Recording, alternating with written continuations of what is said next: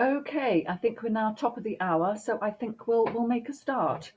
Welcome everybody. Really good to see you here today for another in our series of webinars. Today we're concentrating on mediation and arbitration. So hopefully we definitely will be understanding the difference between the two. And basically, with the backlog in the courts, mediation could well be a good solution, saving time, cost effective, and proportionate to the issue. It allows you time to move ahead with your business and draws closure to time consuming issues. Alan is now going to say a few words more because this has very much been his sort of baby. So over to you, Alan. Okay, good morning, everybody. Thank you very much for joining us on this service that we're going to be offering as part of an added rollout from Hounslow Chamber and West London local chambers. We're a local chamber of commerce, but we're doing our best to offer a full service to our members and beyond. One of the things that came up over the pandemic and perhaps a little bit before the pandemic is in the UK, there's now a huge backlog in our courts. We've got one of the finest legal systems in the world. Most of the biggest law firms in the world are based in London. And we've got some of the finest law firms in our borough who are based in Chancery Lane, in the legal part of London. And we've also got an international arm specialising in India, which soon I'm sure will be the UK's largest trading partner. One of the key benefits of mediation and arbitration that only chambers of commerce can offer in a true way to business, being an interlink, is a flexible and consensual way of resolving issues. It gives a neutral facility for people and it helps resolution in a quick and timely manner. And being quick, it saves you money, allows you to move on with your business properly, and gives a really binding and enforceable resolution to issues that are at hand. The enormous benefit that we can offer as a local chamber of commerce, though, is to be able to offer this service at a cost that is proportionate to the size of the issue at hand. If you're involved, as I've been over the years, in a huge amount of international contracts, there's a little clause that always pops up into legal contracts, especially internationally, and it says mediation if you can't get resolution through courts. And normally an international contract will ask you to have your resolutions decided in a court overseas. As a British exporter, you'll be pushing to have that resolution sorted out through English and Welsh law. But the key little phrase that's in there, or little clause that's in there, is mediation. And if you go to the court afterwards to mediate your issue, a lot of the time it's through the International Chamber of Commerce in Paris. If you go there, the costs will be quite prohibitive. So what we're offering in today's real world is an opportunity to have those issues solved, resolved, and allow you to move forward at a cost and in a timely manner that's proportionate to the size of the problem. Those are the top line issues with this. To go into more detail, we have a wonderful panel with us. We have Nicholas Woolf from Woolf & Company. We've got Annabel Clark from Keystone Law, and we've got Dr. Renu Raj from Radanks, who specialise in India. And each one of them is going to give a short presentation, but we're more happy to hear a longer presentation if they want to speak slower. I always ask lawyers to speak slower so I can understand. This is what we're trying to do for local companies in a real world, in a real way, here in our parts of West London. Sally, who's the first speaker in our group? Right, the first speaker is Nick Woolf of Nicholas Woolf Solicitors, who's going to give an introduction on mediation. Over to you, Nick. Over to you, Nick. Right, just let me unmute myself. Good morning, everyone. Really I'm glad you can see me. I can't see you. I've been asked to do something really difficult for any lawyer, which is only to talk for 10 minutes. Something that's very tricky. Let me introduce myself first. I'm Nicholas Woolf. I have a firm in Chancery Lane called Nicholas Woolf & Co. I am primarily a litigator. I deal with a lot of commercial work, and I have mediated on numerous occasions, although I'm not a qualified mediator. I've mediated both as an advocate for clients and also acted as a mediator in a number of disputes, particularly with regard to professional firms who found themselves in difficulties. So there's been a lot of talk about mediation, but what actually is mediation? No one's actually described it. Well, mediation is described as a flexible and voluntary, generally, confidential form of alternative dispute resolution. Alternative dispute resolution means that it's not through the courts. It's generally assisted by a third party who works towards a negotiated settlement of the dispute, but the parties retain control of their decision whether to settle or not. So the parties contractually employ a third party to help them sort out the dispute. Whether they settle it or not is a matter for them. So when you get into a mediation, you appoint a mediator, which we'll come to later. But how does the mediator operate is the next question. Well, there are generally two styles of mediation. The first is facilitative. I'm lucky I can say that. And that is when the mediator helps to facilitate an agreement. He helps you and the other side to reach an agreement. And the second is evaluative. So very often the mediator will be a qualified lawyer, and he'll although he's not acting as a judge, he will try and evaluate the strengths and weaknesses of both sides' cases and point them out to them with a view to facilitating an agreement. So mediation is normally used where there are sort of disputes between parties, but it can be used in other more limited ways. For example, if you want to scope or find out what the actual issues are in a dispute, it can be used for that. It can be used for negotiating a deal, if a commercial deal. It can be used just for a cost. Say you have a dispute, you've settled the dispute, but there's a huge argument over costs. It's quite possible just to mediate that. So it can be used in a limited fashion. And it can also be used for agreeing policies and rules and regulations. So it's a very useful tool. So when you have a dispute, the first step generally is to choose a mediator. Well, it depends what sort of dispute you have as to what sort of mediator you choose or how they're qualified. There are a number of qualifying bodies. So, for example, if you're looking at a commercial dispute, you might go to an organization called CEDA. There are a number of others. You may go to council's chambers. If you're looking at a family dispute, and you may look for a resolution qualified mediator. There are different qualifications. What will the mediator then do once he's been chosen? Is he'll probably give some directions as to what he'd like and how he'd like the parties to organize their dispute. So he may ask for certain documents to be exchanged. He may ask for a case summary to be agreed and ask the parties to prepare open statements. There may be other issues, but that would be, in general, the way how he'd deal with it.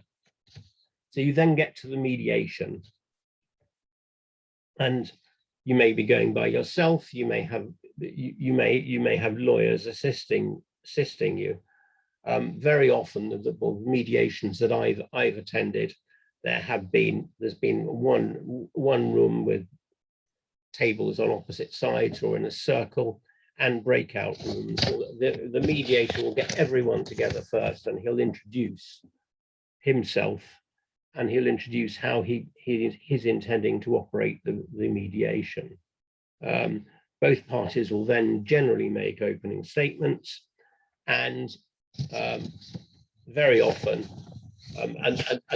unless it looks like the matter's going to settle early, the parties will go into breakout rooms, and there'll be a degree of shuttle diplomacy with mediators pretending to be Henry Kissinger and going back and forth between the parties, trying to help them out. Now, it's can be a very odd situation, particularly for a client, because you can be sitting in a room with your lawyer and maybe a friend, and your mediation may have started at 9 o'clock or 9:30, and it's quite possible that you won't get your first offer until 5 o'clock in the afternoon. It can be a very long process.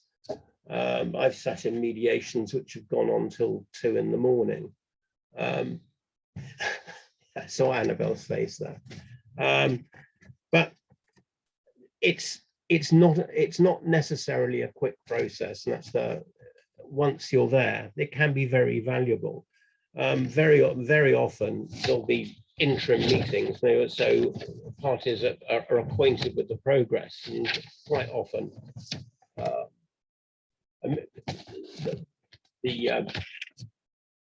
the dispute may be split up into parts, so parts are settled, and then others move on. If it's successful, hopefully there will be an enforceable agreement at the end. Now, the success rate of mediations, according to CEDA, is 74%, which is very high, but it's entirely in your hands as to whether you agree or not. The point about settlements, I think I should really emphasize, is that when you agree to settle, it generally means a compromise, and there is never a successful compromise unless both parties are upset at it. Because neither party will generally get everything they want, and that is what the art of compromise is, but it is within your control, and the outcome is probably a lot better than letting a third party deal with your claim, where you have, if you let a judge deal with it, there are elements where you can just lose control. So if you're going to enter into a mediation, when should you do that? Well, my view is that you should do it as early as possible. There are a number of reasons for this. Most important, I think, is that ADR mediation is encouraged hugely by the courts, and it's encouraged so much that if you're offered mediation and you refuse it, there can be cost consequences, and the cost consequences can be incredibly serious. If you're offered mediation and you refuse it, and even if you go to court afterwards and you win your case, and generally you'd be entitled to all your costs, the court can refuse to pay you your costs because you refuse mediation, because they'll say you have acted unreasonably and you should have mediated. So mediation needs to be taken particularly seriously for that reason. And secondly, even if it's not successful, you can and the whole operation of mediation, as it's meant to be confidential without prejudice, is that you can learn a lot about your opponent's case. So to do so early is much better than doing it later. And you also may learn a lot about not only your opponent's case, but your own case as well, and their view of your case, and perhaps weaknesses in it, which can be very helpful. So what are the benefits of mediation? Well, intervention by a third party is often very helpful in bringing matters into settlement. Helps you work through a deadlock. It's easier to maintain relationships. Confidentiality and privilege can be maintained, which it's highly unlikely in court. It's likely to be a lot less expensive than going to court. It will be a lot quicker. And as I've said before, even if you don't succeed, you'll have a far greater understanding of the other party's case. So there are huge advantages to mediating. The disadvantages are that, of course, it adds costs to a dispute. So, for example, in a case, in quite a major case I was involved in, the other side, who were an insurance company, didn't agree to mediate until a week before the trial. We sat up in a mediation for about 18 hours, I think, and the mediation needed a huge amount of preparation. The mediation failed, and we landed up in trial. So that can happen. You may possibly, if you're not careful, expose your own case to the other side, and that's a risk. And also, when you're working in a mediation, you've got to understand that there can be no disclosure orders. So to some extent, you may be fighting blind. But the overall benefits are probably greater than the disadvantages. In family cases, particularly in finance and with children cases, you need to mediate before you can even go into court. In small claims cases, they're often adjourned for at least a month for the parties to consider ADR or mediation. So, yeah. And as I've said before, refusal to mediate can result in cost consequences. There are certain cases where mediation shouldn't be used. Certainly, if your whole case is based on a point of law, which is incredibly rare in my experience, then mediation is probably inappropriate. If an injunction is necessary, mediation is probably unnecessary. And if there's fraud involved, there is some arguments that you shouldn't use a mediation, although the Court of Appeal seems to take two views on that. I have not prepared a PowerPoint, but I do have some notes. So if anyone is interested, I can send them my notes. And if I'm quite sure that Alan and Sally will make my email address available, and I'd be happy to answer any questions. I think I've taken up my 10 minutes and probably a bit more, so I apologise if I've gone on too long. Thank you very much. Thank you very much indeed, Nick. Gosh, I do love these webinars. I learn such an awful lot. So I was going to say it's a bit like Relate marriage guidance, but that only lasts for an hour. I would think 18 hours. You'd definitely get divorced at the end of it. But yes, okay, next up is Annabel Clark. Annabel is from Keystone Law and is going to give an introduction on arbitration. Annabel. Thank you, Sally. Now let's see if I can actually do this. Screen share business. There we go, I hope. Oh, go away, not you. Can you see that? Thank you very much. So my name's Annabel Clark. I'm a partner at Keystone Law and an associate of the Chartered Institute of Arbitrators since 2004. Thank you, Nick, for your very interesting talk on mediation. I'm also a trained family mediator and have discovered since meeting Nick in connection with this very excellent webinar that we both work from Chancery Lane, which is extraordinary. So, how do I move this forward? Sorry, I don't know how to move my thing forward. Of course I do. So, topics to cover in my 10-minute chat are: what is arbitration?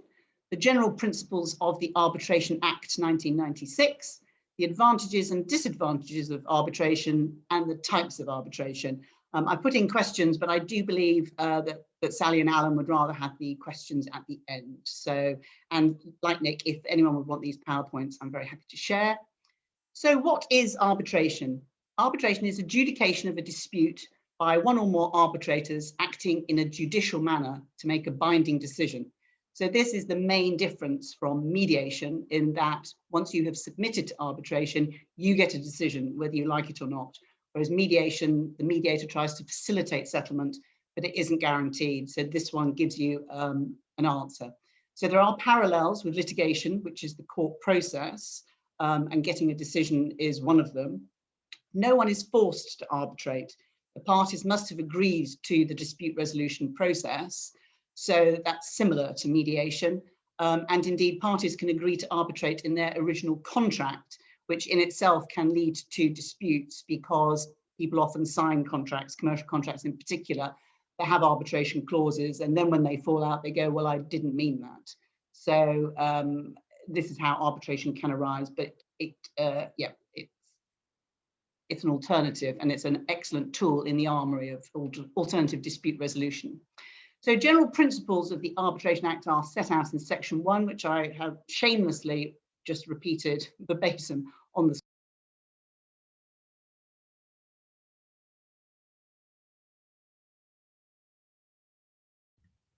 She has muted, I think.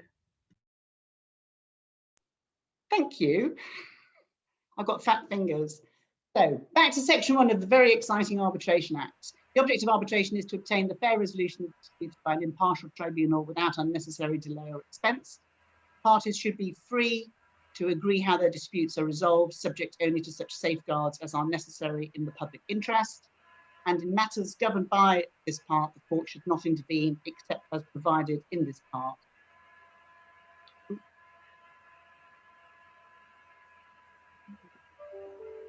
So the advantages of arbitration, similar to mediation, it's private and it's confidential, which if your dispute is, or if you or your dispute is high profile, can be very useful.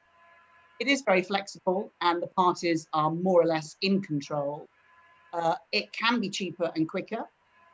You can choose a neutral venue for the tribunal, and this can be very convenient for both parties, both choosing the place, venue and the timings. Whereas if you submit to the court process, you're limited to which court you're in. And it's fair to say that in a litigation process, you probably won't see the same judge twice on interim applications. Whereas in arbitration, once you've chosen your arbitrator or the tribunal, they will deal with all matters. Also, an advantage of arbitration is that you can have an arbitrator with technical knowledge, either maritime, construction and engineering, or insurance. It's entirely your choice. And the enforcement of an award is as good as a court order under the New York Convention. An advantage of arbitration, although you'll see it's in my disadvantages as well, is there are very limited grounds for appeal the award, because it does give finality. That's one of the advantages. I do like what Nick said earlier about compromise. And my way of saying compromise is that both parties are equally dissatisfied. With arbitration, you can have one party that feels that they have been not listened to. But that's the risks of arbitration and litigation. You give yourself to somebody else to make the decision. Ooh. Disadvantages of arbitration, that it may be slower than litigation. And I say that because arbitrators lack the coercive powers of judges. It also may be costlier than litigation in some circumstances, because depending on the goodwill between the parties, if there is any, we don't have in arbitration the same civil procedure rules, which set out very clearly timetable, and things can be allowed to slip. Another disadvantage of arbitration is that there's no power to obtain summary judgment. So if you think you have a really good watertight case, then arbitration probably isn't for you. Better to go through the court process once you've followed the pre-action protocols, because then you can have the you can apply for summary judgment, which is basically saying I should be entitled to judgment on this claim because there is no proper defense to it.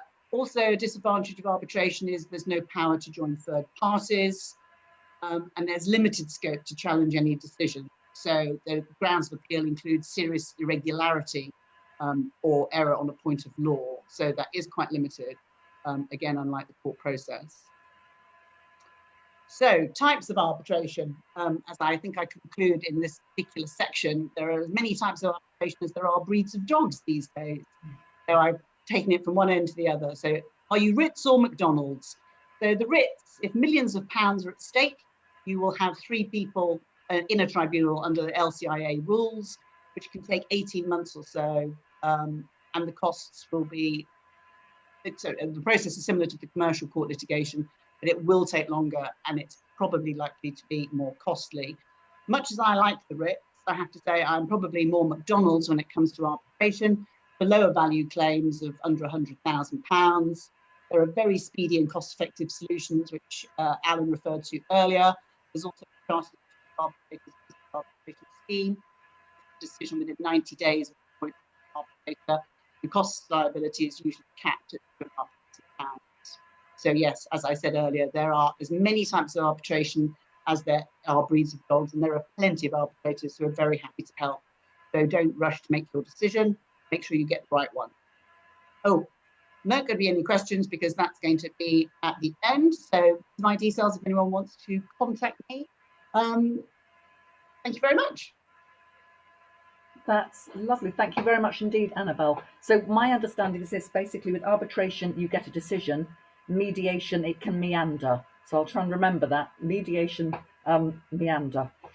Okay, next up we have Dr. Raj. Now, Dr. Raj is an international accredited member registered with Civil Mediation Council in the UK and also registered with the Indian Council of Arbitration. Dr. Raj, over to you.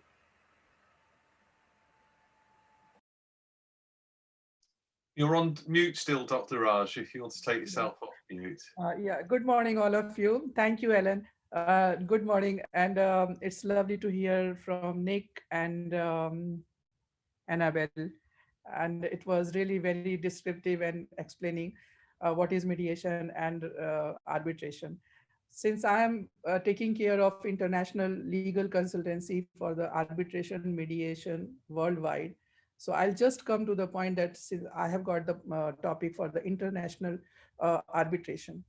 So first of all, I would like to give a small introduction for the what is exactly the um, alternative dispute resolution. So this international arbitration or mediation or any other legal way we take. So dispute can be settled through non-judicial procedure, negotiation, mediation, conciliation, or arbitration. And commonly it is referred at like a alternative dispute resolution. So what is the international dispute? International dispute is just a disagreement on the point of law or fact of conflict, legal views, or interest between the states. The disagreement between the parties may arise either or on legal or political grounds, non-justifiable. Legal justifiable and political ground non-justifiable. So possible method of dispute resolution. So ADR process available to constructions dispute are mediation, education, arbitration, expert determination, and court proceedings. Each possible method will be considered in turn. So how we resolve this any dispute? Negotiation, mediation, arbitration, as I told that these are often called ADR. And in most of the time, whether you are individual in a family or neighborhood dispute or a lawsuit involving thousands of dollars, these process should be considered. In fact, most cases that are filed in a court to settle. But in mediation, it's a very commonly accepted worldwide right now. Due to the pandemic, the courts are not working very well, and so many pending cases are there. So mediation is a very easy and very comfortable way to solve any resolution. The third party, mediation is the third party involved. As Nick has already explained that what is mediation and how it works, but I will just give a little highlight on that. The third party involved is known as the mediator. The mediator is always expected to be just and impartial. In the process of mediation, mediators participate in the discussion, give his views and suggestions in resolving the dispute. He cannot be giving any suggestion for the what exactly party want, but he can listen, he can only hear. The mediator is usually known to settle the dispute, as he may even help in signing the treaty embodying the settlement that is reached. The famous example of the mediation we have known when the Soviet Vladimir Koshin settled that dispute between India and Pakistan by signing the Tashkent Agreement in 1966. So what is the difference between the arbitration and mediation? Arbitration is like the court process, as parties still provide testimony and give evidence similar to the trial, but it is usually less formal. In mediation, the process is negotiation with the assistance of a neutral third party, that parties do not reach a resolution unless all sides agrees. So mediation and arbitration are alternative to the litigation. Mediation is without prejudice. Commercial negotiation is settle a dispute. Arbitration is a private court hearing where parties agrees to be bound by the decision of the arbitrator. Very specially, we must remember in mediation, the parties are there to take the decision. But in arbitration, the decisions of the arbitrator has to be accepted. So what we think that first we should go for the arbitration or for the mediation? In my view, mediation is like now becoming widely accepted and as an effective means of resolving commercial dispute both amongst the legal profession itself and increasingly amongst clients involved in the litigation process. So any agreement made during the mediation are not legally binding. So mediation, we can go for the mediation before arbitration or for the legal process. So mediations are not legally binding in the sense of being enforceable in the court. Some people do decide to get a solicitor to look over the agreement, and the agreement can be used in the court at the latter stage in order to create a consent order. At last, can we break the mediation agreement? Whatever mediation during mediation we have decided, accepted, can we break that? When when mediation is ordered by the court, the agreement that is reached there is often entered into record as an official court order. This means that anything you do to violate the agreement will be a violation of the judge issued order and you can be fined or jailed as a result. So seeing the right now the scenario of the pandemic worldwide, I think and I suggest also to not waste time and money. We can resolve any dispute, whether it is civil, commercial, workplace, family, any type of dispute can be resolved easily by mediation in a less time and with the less expenses. Thank you. If any question you have, please do write me or just ask me. Thank you. Thank you very much, Dr. Raj. Thank you. Alan, do you want to sort of do a quick sort of sum up and then we'll take questions, or straight into questions? No, I think that's a good idea, Sally. I'll do a quick sum up if you like. The key thing about what our Chamber of Commerce brings together is it brings together people like Keystone Law, Annabel Clark. It brings together people like Nick Woolf. It brings together people like Dr. Raj, who have all got different backgrounds and all can be used to help resolve and arbitrate on issues to give people a speedier resolution to move ahead with their business. The Chamber of Commerce is at the core of helping make business work. Legal disputes are a way of stopping business from working until a dispute gets resolved. If you have to wait for 2 years for your dispute to be resolved in the courts or more, and it rises above 2 years, please, then all of that time involves allocating your own costs, risks to your own health, and in what we've just been through this pandemic, with all of the stresses and strains of working at home, the last thing people need is the stresses and strains of going through a legal procedure where a court case can take years to build up. That also has an element of costs allocated to it all. So with the type of people that we are lucky enough to have as our members and work closely with across our boroughs, this is something that we can offer out to people to resolve.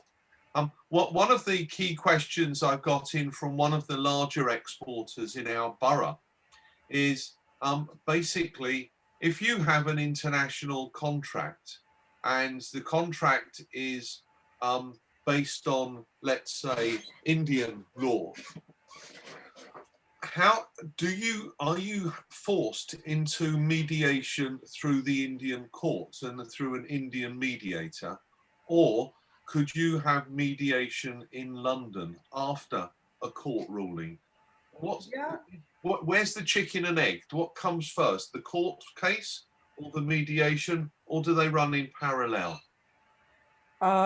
Mediation comes first, and it can be mediation can be done in London also for the dispute, and it can be done in India as well. And as per this, mediation and court rule can be go simultaneously also, but mediation comes first.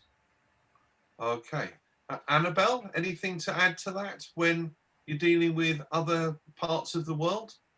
No, I would agree exactly with Dr. Raj that mediation should come first, for all the reasons that Nick was explaining in his talk, that it can be a very illuminating experience, even if it's not successful.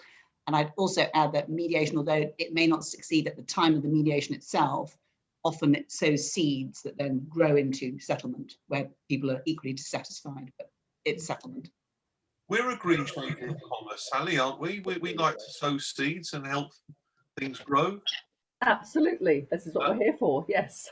Nicholas, anything to add to that? Sorry, you're muted, Nick. Myself. No, I agree with everything that both Dr. Raj and Annabel have said. It's quite common if a mediation has taken place and the parties don't agree immediately. They agree within weeks afterwards. One like to see that, think that they may have seen the folly of their ways, but generally it's a bit like the slam of the court door. Everyone becomes incredibly nervous, and something happens. They begin to appreciate perhaps the weaknesses in their own case. So, they begin to understand what most lawyers will tell them, that principles cost money. Principles cost money. Right, another phrase for you, Sally. Hang that on your wall.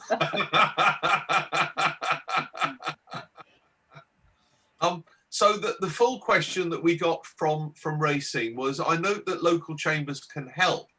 However, my experience over the years is that both parties are usually looking for mediation, etc., to be held in their own country or a neutral venue.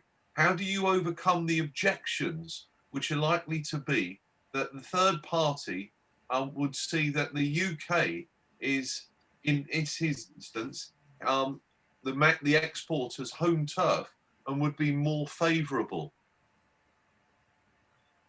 How do you try to define that to overseas people? Do you talk about the neutrality, the famous neutrality of British law, compared to and how even British law can hold governments to account, as they've done recently?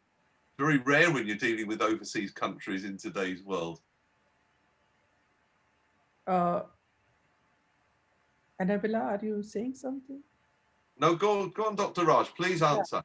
Yeah, basically there is no compulsion and no force that a particular place only can be there. You can mediate if the party is not happy to come to other country, or the mediator think that this is comfortable place like in Britain. So that can be convinced, and unless the both parties 100% they get convinced to come to the country where they want to get the mediation, it cannot. I must admit, in my experience, when I used to do business in parts of the world that were not so easy to do business in, one of them was in Iran.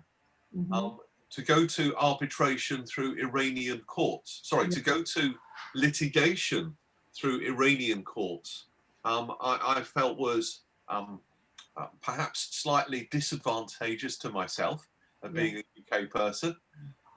So we ended up agreeing on courts in Dubai, and we ended up agreeing for mediation in London, both being regarded as neutral venues. Yes. So it was quite interesting to try to get people to see both sides of an argument, especially when you're in a country like Iran, where perhaps court cases have been featured a lot more than they have done in other parts of the world. Yeah. So mediation needs the first thing mediation needs the both parties consent and the office place where the proper safety, security and the confidentiality should be maintained. So whichever place is good, along with the both parties agreement, beautiful office with the safety, security and the confidentiality, anywhere mediation can be taking place.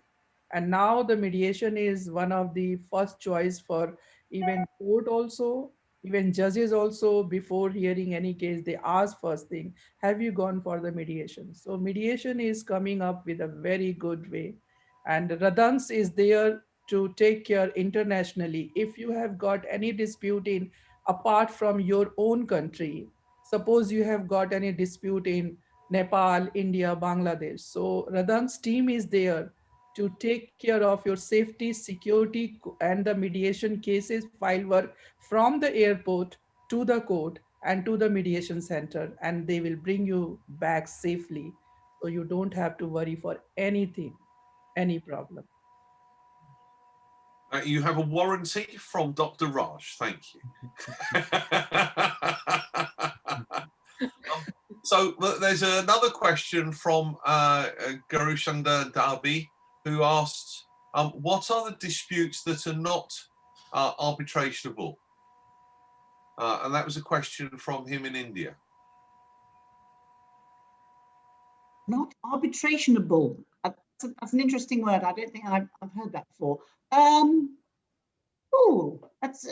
I would think it's probably similar to the ones that Nick highlighted in the mediation, that if there's fraud involved or it's just on a question of law, well, actually no question of law, probably with the right arbitrator, that would be fine. I think most, apart from fraud, is probably they are open to arbitration if the parties agree. What about if you need an injunction? I think that's a bit more tricky, isn't it? Yes, no, good point. Good point, Nick. It would be. Yeah. I think we can see that the cases which are not arbitrable, dispute which gives rise to arise out of criminal offenses, matrimonial disputes, and guardianship matters like insolvency and winding up matters, testimoniatory matters like these evictions, these cases are there, they are not arbitrable, I think, in my view. Nick, do you want to add something?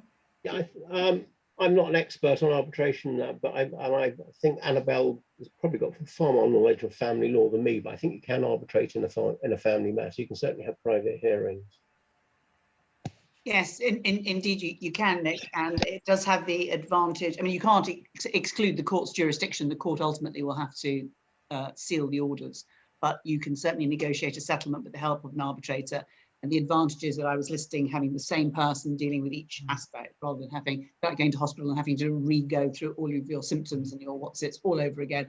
And it's a waste of everybody's time. If you have an arbitrator and they see the case through from beginning to end, where hopefully they have made a decision which the court will then approve, it can be very advantageous in the family situation. So here's a question from my side. You have an issue. You go to arbitration. You go to alternative dispute resolution. Sally's been calling it Alan's dispute resolution recently, and you get a ruling. Do you then throw your toys out of the pram and say, that's no good, I'm going to take it all to court? Does the judge look at the ruling and say, well, hold on, that actually looks really sensible, there's no point in this going to court, I'm going to decide that I'm not prepared to take that on as a case? Or what's the weight that you can have that forces the losing side to accept defeat in that instance and move on with their lives? Shall I answer that? Well, it depends on which alternative dispute resolution we're talking about. So as Nick was explaining, mediation, it's not, I mean, there isn't a decision at the end of it. It's a settlement. Well, it's to facilitate settlement, and so it may or may not work. Consensual settlement. Consensual settlement? Well, so mediation doesn't necessarily give you a result, I suppose is another way of looking at it, whereas arbitration does give you a result. And as I said in my 10 minutes, there are very limited means of appealing that. So if you have chosen alternative dispute resolution and you've chosen mediation, then you can still go to court. If you've chosen arbitration and there's been a decision which you don't like, basically it's tough, unless it's a point of law or there's been a serious irregularity. The essential difference is that with a mediation, the parties come to an agreement between themselves with the help of a third party. That is their own agreement. With an arbitration, you appoint a third person to make a decision for you. Yeah, and the mediation, the both party has to be agree. Yeah, I'm coming back to Mr. Gauri Shankar's questions. As he asked that which are not arbitrable cases, why they are not arbitrable cases? So this we should know that why they are not arbitrable cases, because the parties cannot either enter into the agreement on those matters without the restrictions, like family matters are there, like criminal cases are there. They cannot be arbitrated because there are so many restrictions with the argument also, with decisions also. So these are the most cases which is not, we cannot go for the arbitration. Okay, very good, very good. Can you see any other questions in the Q&A, Sally? Yes, this one I quite like. Are women better mediators than men? Any day women are always better than men for anything, but yes, there is no question of that. And definitely for the professional point of view, we can't say men are better or women are better. It depends that how you take the case and how you come out with the solution and make happy to the parties. So both are good for their own profession. Okay. Can I ask, do you know if that question was asked by a man or a woman? It doesn't matter. Both. No, I'm looking at the name in the question. Gauri Shankar Dubai. I think it's a male. Gauri Shankar is male, yeah. Yes. Also, I think this is. And why did you pick that question out, Sally? Well, basically, I understood it. Women empowerment. Women empowerment. Well, let's get basic here. Right, here is one. This is more complicated. India is a signatory for Singapore Convention, but yet to ratify. What is the legal repercussions if mediation is done by a mediator of our institute? This is from Gauri Shankar Dubai, who's a mediator arbitrator in India. Dr. Raj, I think that's one for you, please. I think I would like to hear from Nick, then I will come back to that. Oh, okay. Okay. That's put you on the spot, Nick. It has a bit. Right, could you repeat the question? Of course I will do. India is a signatory for the Singapore Convention, but yet to ratify. What is the legal repercussions if mediation is done by a mediator of the Indian Institute? I am going to be very honest and say I don't know the answer to that question.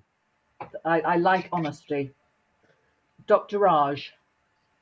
Yeah, I think there is not legal any barrier or stopping it there for the Singapore Convention. It is equally the same. Okay. Very good. I hope that answers the question. Samar Whitaker, one of our directors, has asked, in which circumstances is mediation more appropriate than arbitration? Well, I think I know the answer to that one. Go ahead, Sally. Go ahead. Mediation, you don't get an answer. Arbitration, you do. But there you go. No. It's not like that. Annabel, Sally. Annabel, are you agree with that? Mediation has no answer and arbitration has answer. I think it depends on how big your dispute is. Going back to Nick's point, that and it's same thing. You can pick specific issues. If you've got a few blocks, then I think mediation is the best way around it. Particularly if there's family relationships involved, mediation is less confrontational. And and it gives control to the parties. I think that's the big advantage of mediation, whereas arbitration, it can be a bit random if you don't pick your arbitrator well. Yeah, I think the advantage, if you use both, you can get 2 bites of the apple. You can have the opportunity of trying to settle the matter yourself, so you have control of it. But the moment you either go to an arbitration or a court, it's a third party who's going to make the decision, and you have to live with it. Okay, so I think we're out of questions. Yes. So I'm going to be very legal, and I'm going to ask for closing arguments. Annabel, would you like to go first, followed by Nick, and then Renu, and then Sally? You can tell us about future webinars coming up. Well, thanks, Alan. I have a very long memory. I'm not fighting the corner for arbitration. I just think it's a very useful tool in the armory of alternative dispute resolution. And in fact, I've written an article on alternative dispute resolution in the more general sense, and I've put the LinkedIn link of LinkedIn into the chat.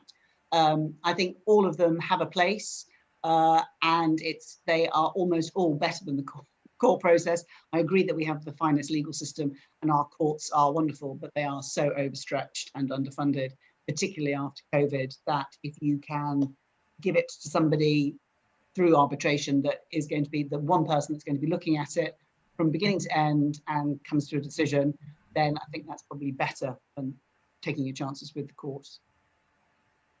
Superb. Nick. Yes, I agree with what Annabel says, and I think the great advantage is that you get the same judge the whole way through. But I would advocate going for mediation first. Firstly, if the matter should go to court, you need to protect yourself in costs. Secondly, to scope your own argument. Thirdly, to make sure that you have some control and there's a decision, because if you fail at mediation and you know that you can't come to an agreement with the other party, well, then that is the point to give it to give it to a third party. And if you then choose arbitration, at least you have some choice as to who that third party may be, whereas you will be assigned you will be assigned a judge and will have no choice in who that judge is going to be. Thank you. A quick question. Somebody asked Nick in the chat box, are you able to put a link to your notes that you mentioned in the chat box, or is that not possible? Not immediately. No, okay. No worries. We'll send them out later. Dr. Raj. Yeah. Since arbitration and mediation is a very much talked topic nowadays in legal field, so I think the mediation is the very good, and we must promote it also. After seeing this pandemic, so many cases are pending and people, they are running out of their pockets, they don't have money and they don't have time to wait. And many of them, they have lost their near and dear one while fighting with some case, and court case dates are not there, solicitors are not there. So mediation is, anyway, it is a good mediation is for that. Sometimes we miss the discussion, we miss the point, and we have a long grudges and long dispute, and that is very much well settled with the mediators. When we sit for the mediation, we discuss those points which we have missed. So it's a very good thing and very much advisable to go for the mediation. Anyhow, when you have gone for the mediation, no one can stop you to go to the court. You can go to the court. Of course, after court settlement also you can go for mediation, but mediation is the right choice. And we think I personally think that after in this COVID time, I have seen couple of cases, good number of cases for mediation for a small dispute, which I have seen that even family dispute also, I have seen that there is less communication, they don't communicate, and the grudges are there, cold war is there. when they sit with the mediator and they start talking and they say, oh, we could have discussed this. So mediation is a right choice and we must promote mediation. Lovely. Have Thank a you. lovely day and best of luck to all of you. Thank you very much. As my lovely mother used to say, I'm one of 4 children, and my lovely mother used to say to us when we 4 siblings were rowing, she would say, all little birds in their nest should agree. So I think that is quite a good note to end that on. Let's try and discuss things and compromise. I think, you know, that's the way forward. We have got an awful lot of webinars coming up. I am sending emails out on a daily basis because, as I say, there are so many webinars about a variety of things: digital well-being, fit to bid, and a business webinar program. So please do read the emails. There must be a webinar in there for you. So yeah, just keep on in there, and we do webinars. For a list of all the webinars, it's just popped up in the chat box. You can click on the link and it comes up for you. Well done. Thank you very much, Lisa. That's great. Super. I think that's us done for this morning. Thank you very much indeed for all your time, for all the speakers. I do appreciate you giving your time this morning, and for a you know, quite a very interesting topic. I've learned a huge amount, and I hope our attendees have too. So thank you very much indeed. Thank you all very much for coming, and thank you for our speakers. Really appreciate it. Any information you need on mediation, Radanks is always there to pass it on. And we are registered mediation course provider, registered by CMC, and we are the mediators also registered by CMC internationally. Thank you. Everybody can be contacted via the chamber. I look forward to seeing and speaking to you soon. Thank you all. Take care. Thank you. Bye bye, one and all.